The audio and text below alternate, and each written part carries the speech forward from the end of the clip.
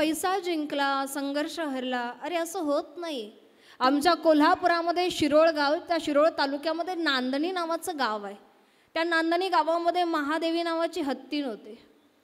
अरे जीव लावावा दगडाला तर काळ्या दगडातही पंढरी पाहिली रे, पण मुक्या जनावरातला जीव इथं कुणाला दिसलाच नाही. काय माणसं वागतायत आजकाल कळत नाही. त्या मुक्या जनावराला नेण्यात यावं, सगळ्या गावानं निरोप दिला. निरोप देणाराही रडत होता आणि निरोप घेणाराही रडत होता. नुसता निरोप द्यावा माणसांनी, त्यांनी रडावं ठीक आहे, पण त्या हत्तीणीच्या डोळ्यातनं घळाघळा अश्रू वाहत होते. त्या मुक्या जीवानं न बोलताही व्यक्त व्हावं, याच्यापेक्षा वेगळं सुख काय असावं. जीव लावावा मुक्या जनावराला तर त्यानं सुद्धा जाण ठेवावी, पण इथं माणसं जाण ठेवत नाहीत. किती लोकांनी विरोध केला नेण्याचा, पण शेवटी पैसा जिंकला असं म्हणतात. नाही दादाओ, गाव करील ते राव करील काय. आपण एकत्र येऊन केलेली गोष्ट ना, ही सगळ्या गोष्टींना पुरून उरतंय. संघर्ष सगळ्यांनी मिळून केला तर पैसा कधीच जिंकू शकत नाही, कधीच नाही. माणसांना विसरतात हो, धनवानाकडे किती पैसा येऊ देत ना, धन जाण्याची भीती. एखाद्याच्या मागं जर चांगलाच ईडी लागला त्याला येडं करून सोडती ईडी. धनवानाला भीती आहे धन जाईल का काय. आरोग्यवानाला भीती आहे मी आजारी पडेल की काय. कोरोनाच्या काळामध्ये कितीतरी माणसं विनाकारण दवाखान्यात जात होती, विनाकारण स्वतःचा चेकअप करून घेत होती. आजही दर महिन्याला वर्षाला 5-5.5 हजार भरून स्वतःच्या शरीराची पूर्ण तपासणी करून घेतात माणसं. खरं तर केली पाहिजे, पण जाईल का काय, आरोग्य जाईल की काय याची भीती आरोग्यवानाला आहे. हे सोडा, सगळ्यात मोठी भीती जर कसली असेल ना तर ती मरणाची आहे, काळाची आहे. बाकीची भीती कोणाला असो नाही तर नसो, मरण्याची भीती सगळ्यांना आहे. म्हणायला म्हणतात डोळे मिटले असते तर बरं झालं असतं. अय मावशो, घरात काही वाजलं काही झालं भांडणामध्ये वादामध्ये म्हणतात हे सगळं पाहण्यापेक्षा डोळे मिटले असते तर बरं झालं असतं. ते म्हणायला म्हणतात, खरं नाही जावं वाटत कुणाला. कल्पतरूचं झाड आहे. कल्पतरू म्हणजे मनात कल्पना केलेली इच्छा तात्काळ फलस्वरूप देणारा. त्या कल्पतरूच्या झाडाखाली बसल्यानंतर पूर्ण जंगलामध्ये ओलं लाकूड मिळालं. पावसामुळं सरपण ओलं झालं. आता काय करावं नाही का, विक्री होणार नाही, वैतागला, थकला, झाडाखाली बसला. झाडाखाली बसल्यानंतर मनात विचार आला थकलोय, भूक लागली आहे, जरा जेवण मिळालं असतं तर किती बरं झालं असतं. कल्पतरू तळवटी जो कोणी बैसला, काय वाणी त्याला सांगा जोची. कल्पतरू लगेच मनात कल्पना केलेली इच्छा तात्काळ फलस्वरूप. जेवणाचं ताट समोर आलं. त्याला इतका आनंद झाला, यथेच्छ भोजन केलं. मनात आलं आता जरा पाणी मिळालं असतं तर लगेच पाणी आलं. आता जेवण थकलोय, जरा भागलंय, पोटाची भूक भागली, आता जरा निवांत आराम करावा. इथं जरा अंथरुणाची सोय झाली असती तर कल्पतरूनं लगेच अंथरुणाची सोय केली. याच्या मनात शंका आली. जेवण मागितलं जेवण मिळालं, पाणी मागितलं पाणी मिळालं, अंथरुण मागितलं अंथरुण मिळालं. हिथं नक्की भूत तर नाही ना. भूत प्रकट झालं. कल्पतरूनं भूत प्रकट केलं. मनात विचार आला, भूत मला खाणार तर नाही ना. पाहता काय खाल्लन भूतानं. कल्पतरू मनात आलेली इच्छा तात्काळ फलस्वरूप देईल, पण ते तुमच्या हिताचं आहे का अहिताचं आहे हे बघत. पण नामस्मरण हा असा कल्पतरू आहे की जो फक्त तुमचं हितच साधतो. आणि काळाची भीती जर घालवायची असेल तर नामस्मरणाशिवाय पर्याय नाही. विठ्ठल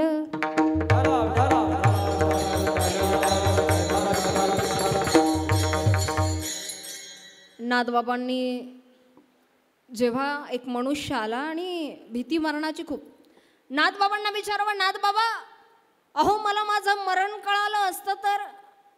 नाथबाबा म्हणतात, न कळायला काय झालंय, मी सांगतो तुला तुझं मरण कधी आहे. ते म्हणाले तुम्ही खरं सांगाल. खरं सांगतो. नाथबाबांनी सांगावं तुझं मरण आजपासून 7 दिवसांनंतर आहे. हे ऐकल्यानंतर तो माणूस ताड दिवशी उठला, खरंच माझं मरण 7 दिवसांनी आहे. आता तुम्हाला आम्हाला जर असं कळालं आपण 7 दिवसांना मारणार आहे तर मला वाटतं कीर्तनातनं निम्मे गायब होते. मरण जर कळालं कोण कशाला बसेल. मनाला वाटेल ते जगू, मनाला वाटेल ते करू. कमी वेळ राहिलाय ना, मरण तर थांबवता येत, मरण थांबवता येत. दादा मरण थांबवता येत. किती पैसा भरा हॉस्पिटलमध्ये, कोणी हमी देतं का? डॉक्टर लोक एवढंच म्हणतात, दवा न सही दुआ तो काम करेगी. पहा प्रार्थना करून झाला चमत्कार तर झाला, पण ती गॅरंटी नाही घेणार की तो वाचेलच. पैसा किती भरला तरी माणसं जगत नाही. आता जर वाटलं 7 दिवसानंतर मरणार आहे, ताट दिवशी उठला, महाराजांच्या पाया पडावं, महाराज खरंच म्हणे, खरंच येतो मी, ये बाबा 7 दिवसानंतर भेट. घराकडे गेला. घराकडे गेल्यानंतर आता 7 दिवस उलटून गेले. नाथ बाबांनी बघितलं तो पायानं चालत आलाय. महाराज संध्याकाळ होत आली, 7वा दिवस उलटून चाललाय, मरण काय अजून आलं नाही. नाथ बाबा म्हणाले ते तसंही येणार नाही. म्हणाले तुम्ही माझी चेष्टा केलीत, माझ्या भावनांसोबत खेळलात. नाथ बाबा म्हणाले नाही रे बाळा, मी तुझ्या भावनांसोबत कशाला खेळल. बरं मला सांग, तुला जेव्हा कळालं तू 7 दिवसात मरणार आहे तर तू काय केलं? तो म्हणाला काही नाही महाराज, मी घरी गेलो, बायकोशी बोललो, मुलाबाळांशी बोललो, सगळ्या कुटुंबासोबत बोललो, जी जी माणसं दूर होती त्या सगळ्यांना भेटून घेतलं. कुणाला सांगितलं नाही माझं मरण कधी आहे, पण सगळ्यांशी चांगलं वागायला सुरुवात केली. कुणाचं मन या 7 दिवसात मी दुखावलं नाही. कुणाला वाकडा शब्द, एक वाईट शब्द कुणाला बोललो नाही. कुणाच्याही मनाला लागेल असं मी कधी बोललो नाही. या 7 दिवसामध्ये, या 7 दिवसामध्ये मी नामस्मरण केलं, देवपूजा केली. या 7 दिवसामध्ये मी देवधर्म जेवढा करता येईल तेवढा केला. या 7 दिवसामध्ये मी कुणाचं देणं होतं तेवढं देऊन टाकलं. या 7 दिवसामध्ये मला जमेल तेवढं चांगलं वागण्याचा, चांगलं जगण्याचा प्रयत्न केला.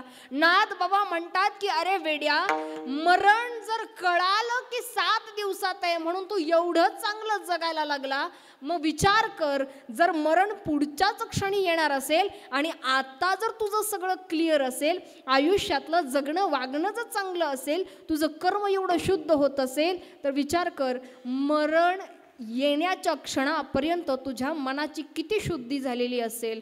म्हणून लक्षात ठेव, असं समज का मी पुढच्या क्षणाला मरणार आहे म्हणून आत्ताचा क्षण माझा चांगला गेलाच पाहिजे. मरणाची जाणीव ठेवा.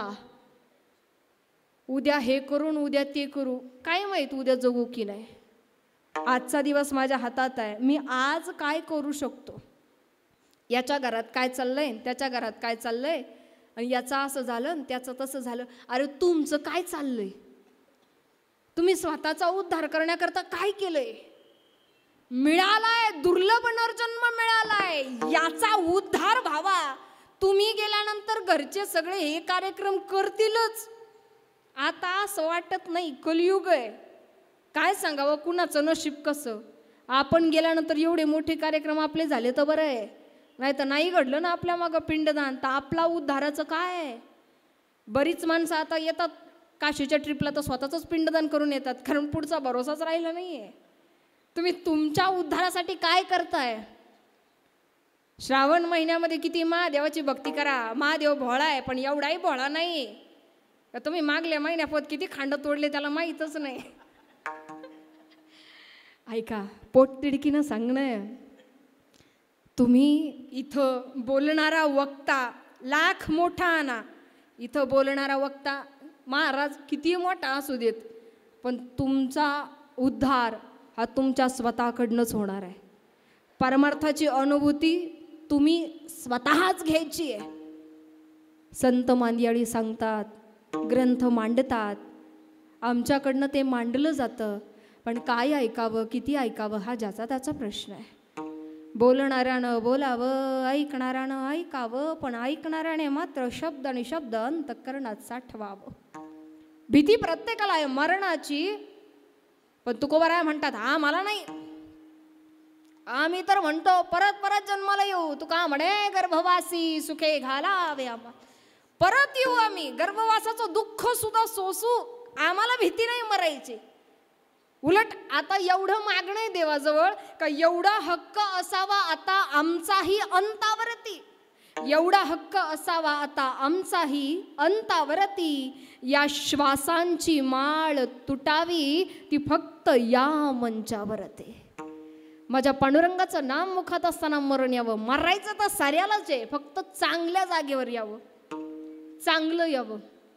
बारामतीमध्ये इतकी वाईट घटना घडली, आई आधीच गेलेली, 2 मुली आणि बापानं ॲक्सिडेंट झाल्यानंतर कमरेपासून खालचा भाग राहिला नाही. पण बाप काय आहे महाराज, स्वतःच्या शरीराचा अर्धा भाग तुटला पण हात टेकवत उठण्याचा प्रयत्न करत सांगत होता, माझ्या मुलीला वाचवा. या जगामध्ये इतकं वाईट घडतंय, कोण ॲक्सिडेंटमध्ये जातंय, कोण हातपाय तुटून मरतंय. माझ्या पांडुरंगाला एवढंच सांगणं आहे, मरण देशील ना तर चांगलं दे. मरायची भीती नाहीये, फक्त ते योग्य वेळेत मिळावं, त्याचं नाव मुखात असताना मरण यावं.